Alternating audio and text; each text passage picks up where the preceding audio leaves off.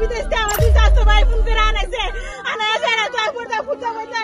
কিরিস দাও লাম দাও এটা আইতার বানাইছে আমরা জানি না এটা এরা আগে তো পড়া বিষয় এটা আমরা বাইরে কেউ জানি না আমরা বাইরে কাজ করে না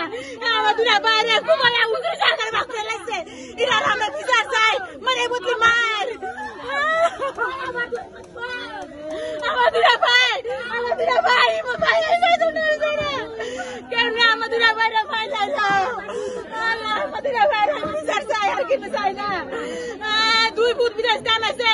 দুই ফুট বিদেশ টানাইছে আনাইছে দুই ফুট জায়গা এয়ারপোর্ট জায়গা আমরা করে দেন যাতে বিদেশ যাতে না যেতে পারে বিদেশ যাতে জায়গা আটকায় না এই ব্যবস্থা করবেন আপনারা আপনার লোকে আমার দূরে গাওয়া আমার বাইরে কে লেগে মারছে এরা জায়গা দিত না আমরা কোনো অবস্থা ছিল কিন্তু আমার বাইরে কে লেগে মারছে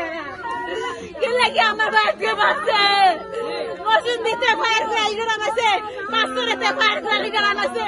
আর এসে তারপরে আমার দুই ভাই মারাইছে তোর তো যা আমার দুই ভাই আমার তা সব আমার ভাই তোর কথা কইছি মোবাইলে আমার ভাই লাগে আমি কথা কইছি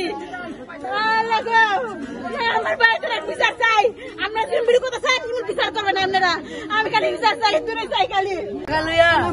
সকালে ওই কদিন ধরে ঝগড়া এই ঝগড়ার মধ্যে আমরা আস্তে আস্তে দুদিন পর পর ঝগড়া সারলে আমাদের আবার থামে পর আবার ঝগড়া মানে থামে কি আজকে খালি বার আমরা বাজার নাই সবাই বাজার গেছি গা খালি বাদ পাইয়া জিয়ের জামাই দুই ফুটে সারি জিয়ের জামাই বাপে মায়ে মিল্লা পরে খালি করে না কুবাইছে আমার বাপের আর কাকারে আমরা বাড়ি কেউ নাই বমছে গার্জেন কই জানি কাছে খালি করে কুবাইছে ঘুমার মাঝে কুবাই ইচ্ছা মতো খুব জন দিচ্ছে একটা আমার কাকার শুন জায়গা আর একটা যেন গাই আর আব্বার এনে গাই দিয়ে পুরাটা উজুরি বাক করে লাইছে আর এনে একটা জন দিচ্ছে বাক করে লাইছে হাড্ডি বাক করে লাইছে ভাই মইরা গেছে গা কিমন কুমান কুবাইছে ভাই এটা কোন